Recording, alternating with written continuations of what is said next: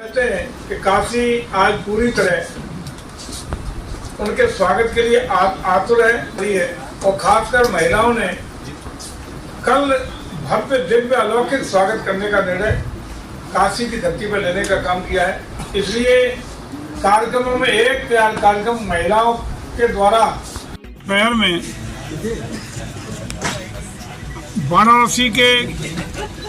माननीय सांसद देश के नहीं विश्व के बड़े नेता जिनकी विश्व शिखर पर पटल पर आज सबसे ज्यादा लोकप्रियता है, ऐसे देश के प्रधानमंत्री आदरणीय मोदी जी कल काशी की पवित्र धरती पर विश्वनाथ बाबा की धरती पर अपने निर्वाचन क्षेत्र में आ रहे हैं, आपके बीच में आ रहे हैं। और तब आ रहे हैं जब चाहे हमारा G20 का सफलतापूर्वक आयोजन संपन्न हुआ हो, जिसमें भारत की मान सम्मान और प्रतिष्ठा विश्व पटल पर छाने का काम हुआ हो, जिसमें पहली बार संयुक्त रूप से G20 का एक घोषणा पत्र जारी करने में अभूतपूर्व सफलता मिली हो, या चंद्रयान 3 की सफलता के बाद विश्व के पहले देश के रूप में जिसने चंद्रयान के दक्षिणी ध्रुव पर सॉफ्ट लैंडिंग अपने चंद्रयान की करा करके विश्व में कीर्तिमान बना के विश्व का पहला देश बनने का हमारे वैज्ञानिकों ने काम पूरा किया हो, या चिर प्रतीक्षित नारी सशक्तिकरण के लिए, महिला सशक्तिकरण के लिए, मातृ शक्ति के सशक्तिकरण के लिए जो बिल प्रस्तुत हुआ, उसमें उनकी राजनीतिक भागीदारी का मार्ग प्रशस्त हुआ है, उसको सफलतापूर्वक आदरणीय मोदी जी ने उस बिल को पास कराने का काम हो। तीनों कामों के करने के बाद कल काशी की धरती पर पधारेंगे। काशी की धरती पर विशेष रूप से कल के लिए आतुरता है, लोग सम्मान करना चाहते हैं। आदरणीय मोदी जी को नए कलेवर में कल उनके दर्शन करके धन्य होना चाहते हैं, धन्यवाद ज्ञापन करना चाहते हैं। जिस तरीके से भारत की छवि विश्व पटल पर उभर के एक नए कीर्तिमान की ओर बढ़ रही है। आदरणीय मोदी जी का जो सपना है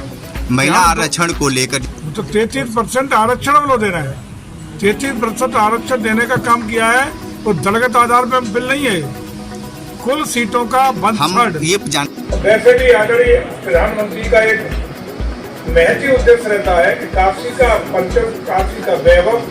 और काशी को विश्व पटल पर छाए जाने का प्रयास उनका रहता है कि काशी विश्व में एक नई पहचान के रूप में उभर के आए। तो इसके लिए नया आदरणीय प्रधानमंत्री के द्वारा किया जाता है। कल भी काशी के लिए एक बड़ी सौगात अंतर्राष्ट्रीय क्रिकेट स्टेडियम, इसमें नेशनल स्टेडियम होगा, बल्कि क्रिकेट के जिसमें महिला सशक्तिकरण के बिल के पास होने के परिप्रेक्ष्य में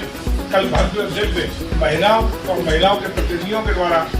और खास रूप से जो हमारे लाभार्थी हैं, जिनकी योजनाओं का लाभ इन महिलाओं को मिला है, ऐसी महिलाओं के द्वारा आदरणीय प्रधानमंत्री का भव्य और दिव्य अलौकिक स्वागत करने के एक ऐतिहासिक दिन होगा, उपलब्धियों से भरा पूरा दिन होगा। और आइए हम सब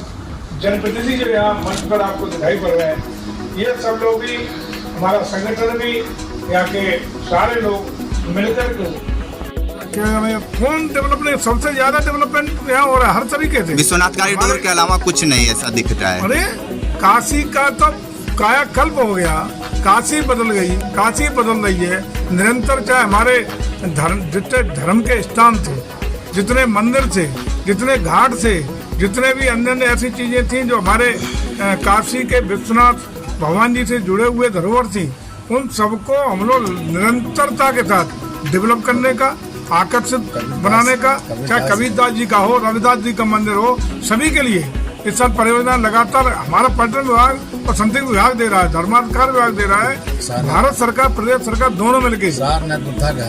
मंत्री जी में है। उन सबको हम लोग पूरा व्यवस्थित करने के लिए, उनको सुसज्जित करने के लिए, उनको मंच देने के लिए पूरी तरह कटिबद्ध हैं। आप चिन्हित करके बता दीजिएगा अगर ऐसी कोई रामलीला का मैदान हो जो अविकसित रह गया हो। सरकार ने 2024 में आदरणीय प्रधानमंत्री जी प्रचंड बहुमत से तीसरी बार देश के प्रधानमंत्री बनाने का जनता मन बना चुकी है और उत्तर प्रदेश की जनता 80 की 80 सीटें जिता करके उन्हें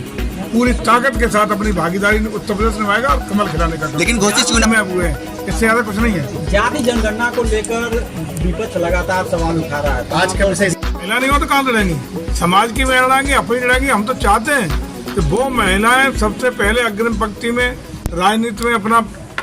दाव आजमाएं। जो गांव की नितांत गरीब महिलाएं जो राजनीतिक क्षेत्र से देना लेना नहीं है, विभिन्न क्षेत्रों में, सामाजिक क्षेत्रों में, अन्य क्षेत्रों में काम कर रही हैं, दबे कुचले पीड़ित शोषित परिवारों की महिलाएं जिनका राजनीतिक कोई सरोकार नहीं, वो भी आगे आए, समाज सेवा में आगे आए और राजनीतिक रूप से अपनी उपस्थिति दे करके सर्वोच्च हमारी चाहे असेंबलियां हो चाहे हमारी लोकसभा हो, इसमें अपनी उपस्थिति दर्ज करा के जो भी देश के लिए नीतियां रीतियां बनती है उसमें अपनी भागीदारी करें। कहना भी चाहिए क्योंकि आपको याद होगा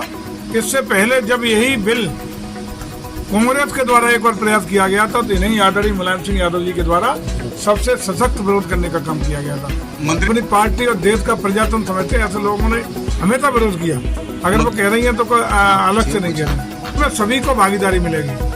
सभी को, कहीं कोई रोक नहीं है। तो महिला केवल अगर चुनाव रहेगी, महिला सशक्तिकरण होगा तो इसमें कोई हम भेदभाव नहीं कर रहे, न अगड़ा न पिछड़ा न ऊंचा न नीचा, बल्कि हमारा प्रयास होगा कि वो महिलाएं जो राजनीतिक क्षेत्र में अपने उपलब्धियों को लेके, अपने समाज सेवा को लेके जो आगे आना चाहती हैं, जो देश की कानून बनाने के प्लेटफॉर्म पर अपनी महती भूमिका निर्वहन करना चाहती है, सबको जोड़ने का प्रयास है।